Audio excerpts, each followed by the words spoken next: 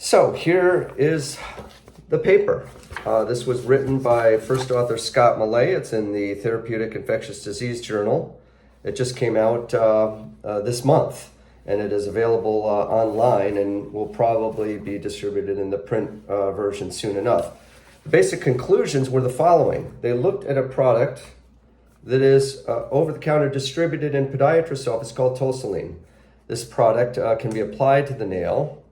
Unlike Vicks VapoRub, it actually has a mycologic cure as well as a clinical cure rate. The clinical cure rate is defined as what the nail looks like. So when they did this RCT, this randomized controlled trial, they did the control group, and you can see that in this case, as we go over time, the nails actually got worse.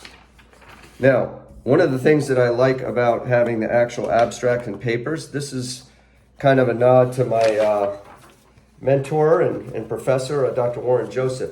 He would sit up there when the new Lamisil, terbinafine papers came out against itraconazole, Sporanox, and literally have all the passages highlighted and go through other papers that might be from other countries. So it was a real show to watch him perform.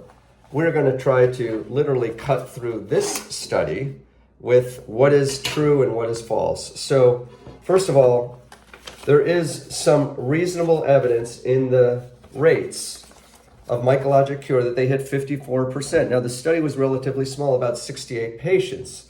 30 were in the arm that was the treatment arm and about 38 in the control arm. Both had debridement. So you can play games with the endpoints.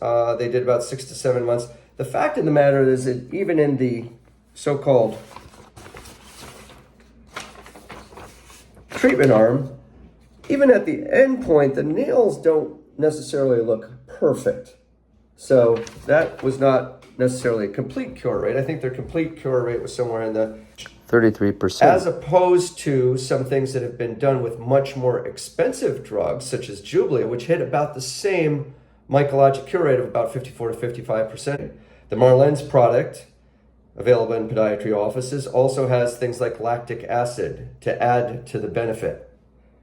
Now, one of the other things to keep in mind is that you still are going to do better with an oral medication, but those are going to have side